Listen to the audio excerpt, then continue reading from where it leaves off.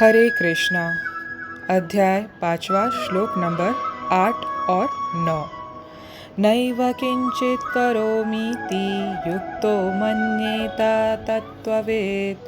पश्यान् शृण्वान् स्पर्शान् जिघ्रान् अश्नान् गच्छान् स्वपान् स्वसान् प्रलपान् विसर्जान् ग्रहणान् उन्मिषान् निमिषन् अपि इंद्रियार्थेषु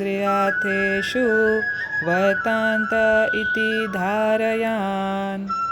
इसका अर्थ, दिव्य भावनामृत युक्त पुरुष देखते, सुनते, स्पर्श करते, सूंघते, खाते, चलते फिरते, सोते तथा श्वास लेते हुए भी अपने अंतर में सदैव यही जानता रहता है कि वास्तव में वह कुछ भी नहीं करता।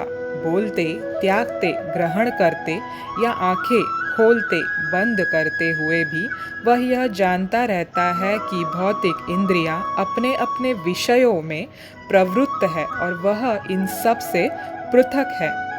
इसका तात्पर्य, चूंकि कृष्ण भावना भावित व्यक्ति का जीवन शुद्ध होता है, फलतः उसे निकट तथा दूरस्थ 5 कारणों, वह कर्ता, कर्म, अधिष्ठान, प्रयास तथा भाग्य पर निर्भर किसी कार्य से कुछ लेना देना नहीं रखता। इसका कारण यही है कि वह भगवान की दिव्य सेवा में लगा रहता है। यद्यपि ऐसा प्रतीत होता है कि वह अपने शरीर तथा इंद्रियों से कर्म कर रहा है, किंतु वह अपनी वास्तविक स्थिति के प्रति सचेत रहता है, जो कि आध्यात्मिक व्यस्तता है। भौतिक चेतना में इंद्रियां इंद्रिय तृप्ति में लगी रहती है, किंतु कृष्ण भावनामृत में वे कृष्ण की इंद्रियों की तुष्टि में लगी रहती है। अतः कृष्ण भावना भावित व्यक्ति सदा मुक्त रहता है, भले ही वह ऊपर से भौतिक कार्यों में लगा हुआ दिखाई पड़े। देखने तथा सुनने के कार्य ज्ञानेंद्रियों के कर्म है, जबकि चलना, बोलना, मल त्यागना आदि कर्मेंद्रिय के कार्य हैं। कृष्ण भावना भावित व्यक्ति कभी भी इंद्रियों के कार्यों से प्रभावित नहीं होता। वह भगवत सेवा के अतिरिक्त कोई दूसरा कार्य नहीं कर सकता, क्योंकि उसे ज्ञात है कि वह भगवान का शाश्वत दास है। हरे कृष्णा। तो ये था श्रीला प्रभुपाद जी द्वारा दिया हुआ तात्पर्य। अब इस श्लोक में दोस्तों भगवान क्या बता रहे हैं? बता रहे हैं कि हम जीवात्मा जो है, हम पृथक हैं शरीर से, मतलब अलग है।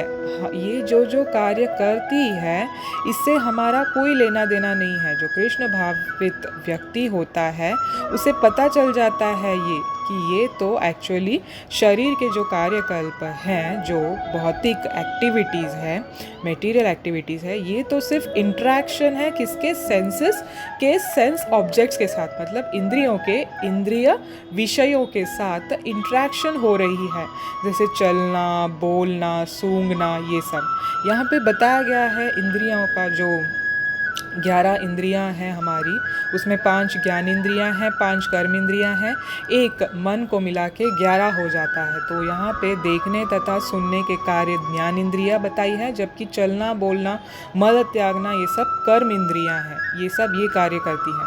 तो वो कृष्ण भावना भावित व्यक्ति जो है, वो कभी भी इंद्रियों के कार्यों में प्रभावित नहीं होता। वो तो भगवान के सेवा में हर टाइम लगा रहता है। इस वजह से श्रीला प्रभुपाद बहुत अच्छे से हमें समझाते हैं, जो 5 तरह के दूरस्थ कारणों का जो हम ये करते हैं, फलतः पाते हैं, जो कर्ता, कर्म, अधिष्ठान, प्रयास तथा भाग्य पर निर्भर होता है, उसका ऐसे भक्त से कोई लेना देना नहीं है।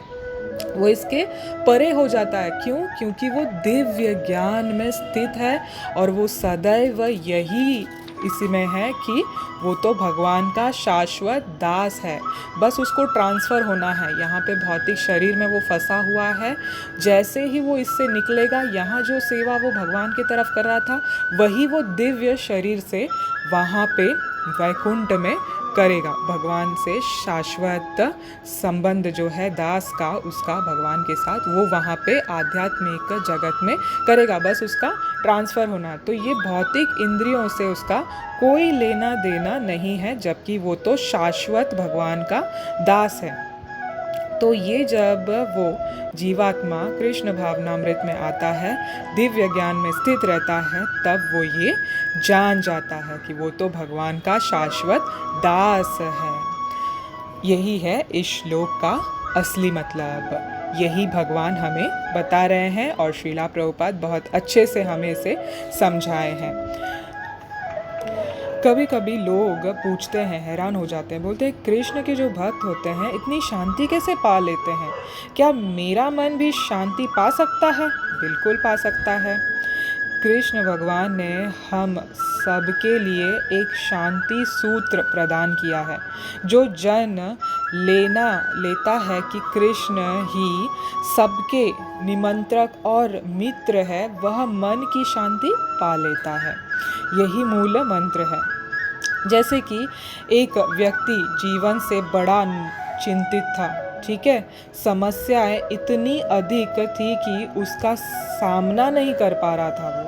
वह निरंतर तनाव में रहता था। एक दिन उसने क्या किया, आसमान की ओर देखा और देखते हुए उसने कहा, भगवान का नाम पुकारा, हे कृष्ण मुझे शांति चाहिए।